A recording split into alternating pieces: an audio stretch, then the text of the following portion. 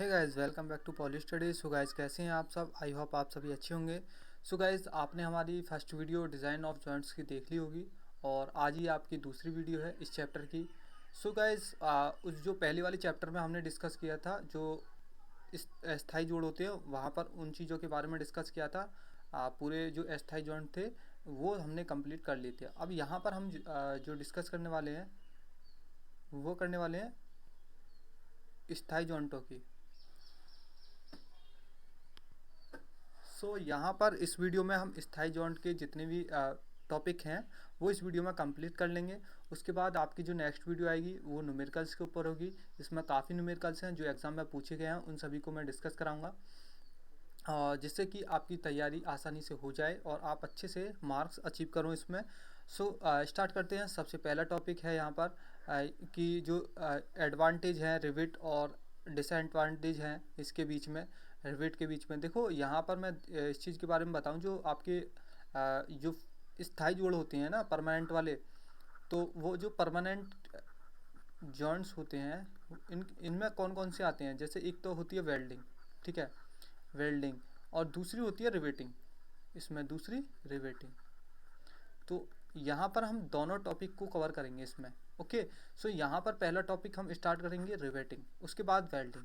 तो दोनों कंप्लीट हो जाएंगे तो आपका जो परमानेंट जॉइंट है वो कंप्लीट हो जाएगा। सबसे पहला है टॉपिक यहाँ पर advantage and disadvantage of riveting joint. Okay, so now यहाँ पर एडवांटेज देखेंगे, उसके बाद डिसएडवांटेज। पहला है इसमें कि ये जो धातु होती हैं, धातु या अथवा अधातु, दोनों ही प्रकार के जो पदार्थ हैं, ठीक है, पदार्थों के लिए उपयुक्त होती हैं। Okay, so now second topic, second जो पॉइंट है वो है कि ये जोड़ विश्वसनीय, सरल और जो कम लागत के होती हैं वो होती हैं।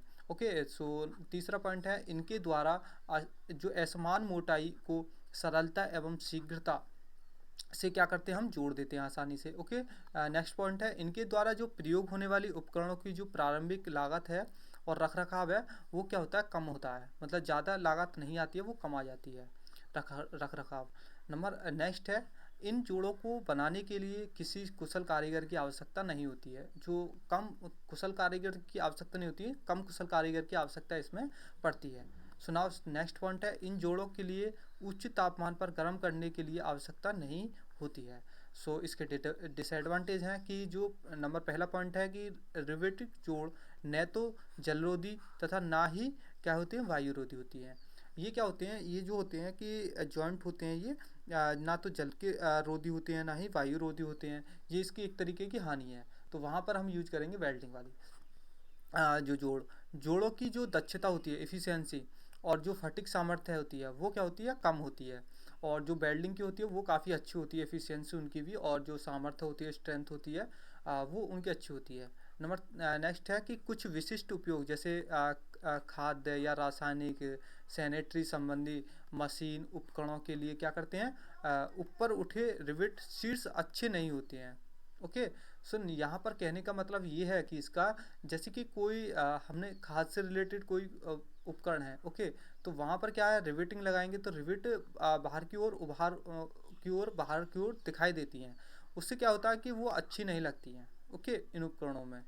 नंबर नेक्स्ट है रिवेटिंग किया रिवेटिंग जो क्रिया है उसमें समय अधिक लगता है। क्या होता है, समय क्या लगता है, उसमें अधिक लगता है। नेक्स्ट है रिवेटिंग जो प्रोसेस होती है उसमें शोर अधिक होता है।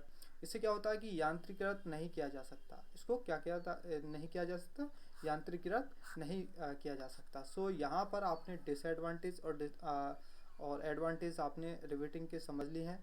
ये काफ़ी मोस्ट क्वेश्चंस है, कई बार एग्जाम में पूछा गया है, इसको आप आसानी से याद कर लेना। अब सो गाइस, यहाँ पर बस मुझे एक चीज़ बतानी है। जैसे कि मैंने पहले तो मैं स्क्रीन पर लिख देता था, लेकिन मेरे पास इनके नोट्स लिखे हुए थे, तो इस वजह से मुझे यहाँ पर ये लगाने पड़े। तो इस वजह से आपको ये नोट्स मैं टेलीग्राम पर गेर दूंगा। ओके, टेलीग्राम का जो लिंक है वो मैं डिस्क्रिप्शन में गेर दूंगा, डिस्क्रिप्शन में। और तो वहाँ से आप ज्वाइन कर सकते हैं, उस पर क्लिक करके। यदि आप नहीं भी होती हैं तो आपको टेलीग्राम पर जाना है, वहाँ पर सर्च करना है पॉली स्टडी 1।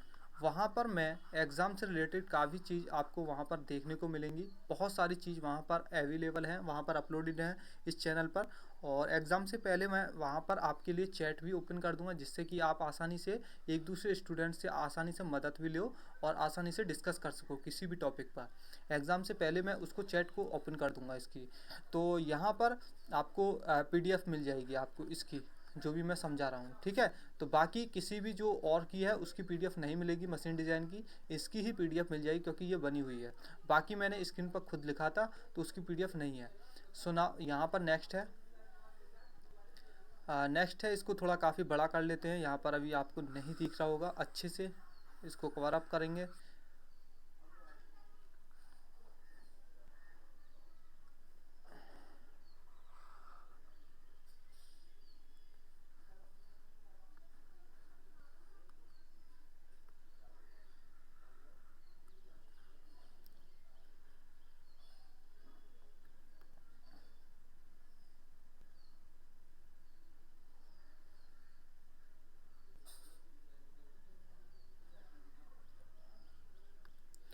यहाँ पर आपका नेक्स्ट टॉपिक है कि जो रिविट और उनके प्रकार हैं, कि कौन कौन से रिविट के प्रकार हैं।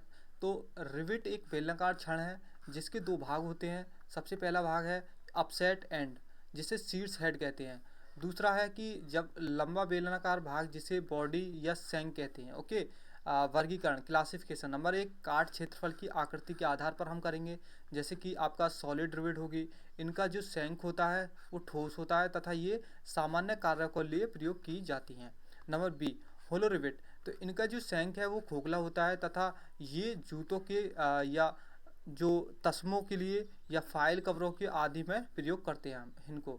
आपने देखा होगा जो आपकी जो पेज वाली जो फाइल आती है एक तरीके से, वहाँ पर इस तरीके से होल होता है, तो वहाँ पर जो रिविट प्रयोग करी जाती है ये वाली रिविट प्रयोग की जाती होगी। ये आप देख सकते हैं प्रैक्टिकल रूप से। द्विसांखी रिविट, यह जो होती है ये पूंछ के सिरे की ओर द्विसांखी होती है तथा जो हैंडबैग है या जो आपकी अटैची है उसमें हम क्या करते हैं, इसको प्रयोग करते हैं, इसको बाई फॉर्सेटेड रिविट। ओके। नंबर नेक्स्ट है रिविट शीर्ष हेड की आकृति के आधार पर, आप इसको देख सकते हैं। ओके।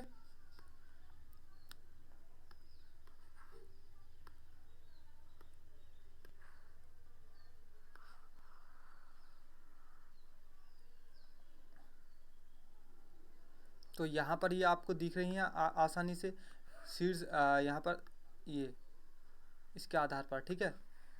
ये वाली जितनी भी है ना ये आपको आसानी से दिख रही होंगी। ये जैसे कि आपकी होगी कप शेप या कॉन शेप, या आपकी होगी ये काउंटर शेप, या आपकी है हाफ काउंटर शेप, या आपकी है पेन शेप, पेन की आकृति की, ये है आपकी सेल्फ शेप। ओके। तो इस तरीके से जो इसकी ये ऊपर की डिज़ाइन है इस तरीके से, तो इसमें कप के आकार की है। ये क्या है, कौन के आकार की है इस तरीके से।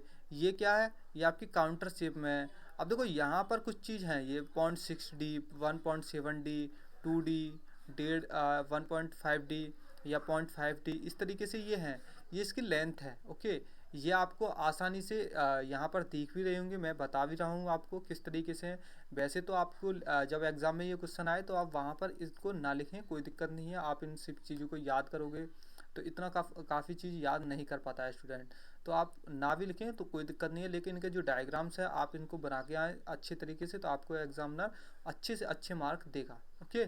सो नेक्स्ट यहाँ पर है ये अगला टॉपिक आपका, इसको मैं काफ़ी बड़ा कर लेता हूँ थोड़ा पहले, तो यहाँ पर क्या होगा आपको आसानी से मैं आपको समझा सकूँगा इसको। सो यहाँ पर ये लग चुका है और इसको काफ़ी और बड़ा करेंगे जिससे आपको आसानी से अच्छे से समझे।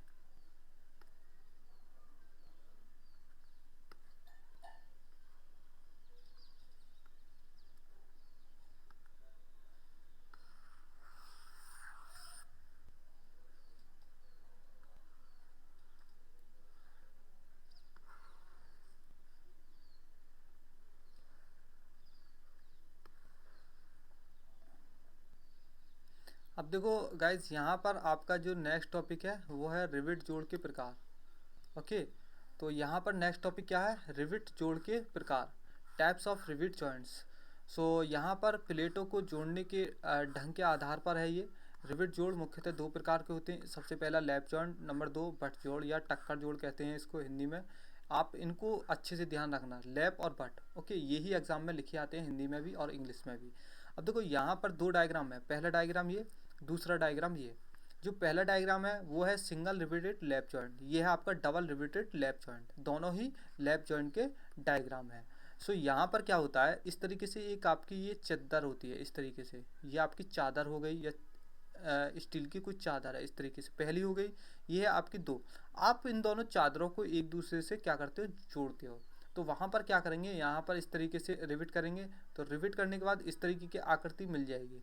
ओके, मिल जाएगी नहीं। उसके बाद यहाँ पर जो ये इस तरीके का है, ये शेप जो है, ये शेप मेन चीज़ होती है और ये न्यूमेरिकल्स में काफ़ी बार पूछी गई है, उसका चित्र बनाइए। ठीक है, तो वहाँ पर आप देखोगे किस तरीके से हमें बनानी होती है एग्ज़ाम में। तो यहाँ पर ये क्या होता है, इसी की बिल्कुल बिल्कुल सीधा सीधा यहाँ पर इस तरीके से खींचना होता है।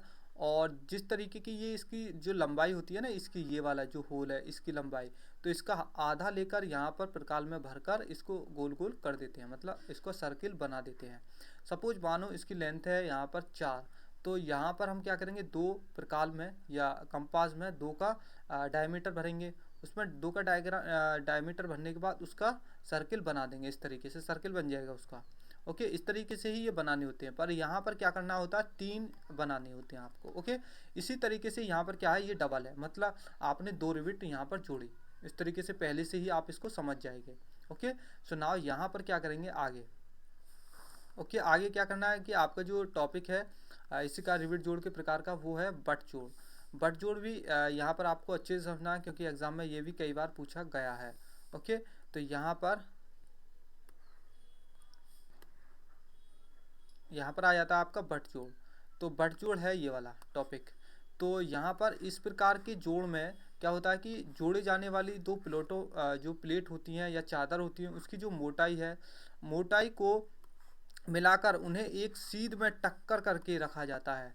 फिर दोनों मुख्य प्लेट को ढकती हुई उनके एक तरफ एक और प्लेट अथवा दोनों तरफ या एक एक प्लेट रखी जाती है। अब आपको इस थ्योरी से समझ में नहीं आया होगा, आपको मैं डायग्राम से समझाता हूँ, डायग्राम से आपको आसानी से समझ में आ जाएगा। सो गाइज यहाँ पर बस मैं आपको एक चीज़ और बताना चाहता हूँ, ये जो पीडीएफ आपको मिलेगी ना, आप इसको आसानी से या तो प्रिंट कर निकलवा लें, कोई दिक्कत नहीं है, जैसा आपके पास सुविधा हो उस तरीके से निकलवा सकते हैं। इसको ज़रूर निकलवाएं, क्योंकि इसमें काफ़ी क्वेश्चंस आपको एग्ज़ाम में देखने को मिलेंगे, देख लेना आप। ओके, क्या होंगे आपको आसानी से बहुत सारे क्वेश्चंस आपको देखने को मिल जाएंगे। तो यहाँ पर इस पीडीएफ को ज़रूर निकलवाएं। ओके, या नहीं निकलवाते हैं तो पीडीएफ मैं वहाँ पर घेर दूंगा, आप अपनी नोटबुक में इनको उतार लेना। उतारने में भी टाइम तो लगेगा, देखो आप अपनी सुविधा के अनुसार जो भी करना है मैंने आपको बता दिया है। एक है यहाँ पर एकल रिवेटेड दोहरा कवर प्लेट। इसमें क्या होता है, देखो यहाँ पर इस तरीके से एक चादर ये हो गई। ओके, ऊपर से ये आपको दिख रही है, ये पूरी सीधी है इस तरीके से। ओके, इस तरीके से सीधी है। यहाँ पर इस तरीके से एक चादर है ये, या प्लेट है, आप समझ सकते हैं, ये एक इस तरीके से है। तो यहाँ पर हमने इसको जोड़ना है, तो इसको किस तरीके से जोड़ेंगे, इसको यहाँ पर दो रिवेट लेंगे, या दो या एक से भी जोड़ सकते हैं। एक से जोड़ना है तो आप इसको हाफ कर लें। ओके, हाफ कर सकते हैं, मतलब इस वाली चीज़ को भूल जाएं, भूल गए। अब हमारे सामने ये पूरी कंप्लीट चीज़ है, तो हम इसको बोलेंगे रिविट, केवल एक कल रिविट कवर प्लेट। सुकाई समझ में आया, इस तरीके से ये चीज़ मैं आपको समझाता चुका हूँ, ये किस तरीके से बनाने हैं आपको। तो यहाँ पर दो की बात हो रही है, तो दो की इस तरीके से ही हमको बनानी है। अब यहाँ पर है नेक्स्ट टॉपिक आपका important term of rivet joints. पहला है कि पिच, जो आपकी पिच होती है वो क्या होती है, इनकी ज़रूरत पड़ेगी आपको न्यूमेरिकल्स में। ये चीज़ आपके एग्जाम में नहीं पूछी जाती कि पिच क्या होती है। ओके, एक नंबर में पूछ ली जाए तो कह नहीं सकता, वैसे अभी तक तो पूछी नहीं गई है। एक पंक्ति या रो में दो क्रमागत रिवटों के केंद्र की बीच की दूरी, जैसे कि यहाँ पर बोला है कि एक पंक्ति या row and column, row and column, समझ में आ रहा है। ये आप क्या होगा, ये आपका क्या हुआ, इधर से यहाँ इधर की ओर चलोगे, मतलब यहाँ से इधर की तरफ जब आओगे तो रो की तरफ आ रही हो, आप बोलोगे ये क्या हुई, रो।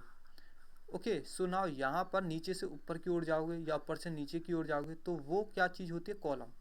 सो यहाँ पर वो कह रहा है कि एक रोम है, यहाँ पर इस तरीके से रिविट आप जोड़ सकते हो यहाँ इस तरीके से।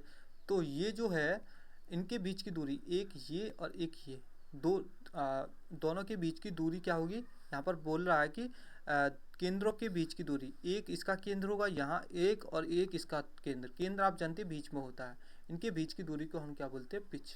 समझ में आ गया? ओके। सो नेक्स्ट न्यूमेरिकल्स में आपको इनकी सभी की जो चीज़ मैं समझा रहा हूँ कि पिच या बैक पिच, इनकी सभी की ज़रूरत पड़ेगी आपको। Back pitch, okay. Back pitch क्या है, रिविट की दो लगातार पंक्तियों के बीच की दूरी बैक पिच कहलाती है। कह रहा है कि रिविट की दो लगातार पंक्ति, एक पंक्ति सपोज यहाँ पर आपने माना ये है, ओके, इस तरीके से एक पंक्ति में ये है, यहाँ पर मैं आपको डायग्राम बनाकर समझाता हूँ, ओके, और लगातार पंक्ति आएंगी, ओके, इस तरीके से पंक्ति चल रही हैं। पहली पंक्ति ये होगी, लगातार पंक्ति बनती आ रही है, तो यहाँ पर इनके बीच की जो दूरी होगी ना यहाँ पर, तो उनको इसको ही हम कहते हैं बैक पिच, ओके। यहाँ पर नंबर 3 है विकर्ण पिच या डायगोनल पिच। रिविटों की जो टेढ़े मेढ़े प्रबंधन के दौरान दो लगातार रिविटों के बीच की जो दूरी है वो डायगोनल पिच कहलाती है, इसे पीवी से प्रदर्शित करती हैं। अब इसको मैं कहाँ समझाऊंगा, आपको एक डायग्राम लेकर आगे मैं समझाऊंगा इसको। यहाँ पर केवल आपको थ्योरी समझा रहा हूँ मैं। गेज लाइन और रिविट लाइन बल की दिशा के समानांतर रिवेटों के केंद्र की से होकर जाने वाली रेखा गेज लाइन कहलाती है। इन जो टॉपिक है ना ये, जैसे कि विकर्ण और गेज और एज, इसको मैं न्यूमेरिकल्स में या आगे आपको समझाऊंगा। एज यहाँ पर इनकी ज़रूरत पड़ेगी, वहाँ पर क्या होगा मैं यहाँ पर समझाऊंगा, आपको आसानी से समझ में नहीं आएगा, आगे बहुत अच्छी तरीके से ये टॉपिक समझ में आ जाएंगे। जैसे कि एज डिस्टेंस, यह मुख्य प्लेट या कवर प्लेट के किनारे से अंतिम रिवेट के छिद्र के केंद्र की दूरी की होती है। इसको पी एन से डिनोट करते हैं। किस करते हैं? पी एन से डिनोट करते हैं। समझ में आ गया? सुनाओ नेक्स्ट।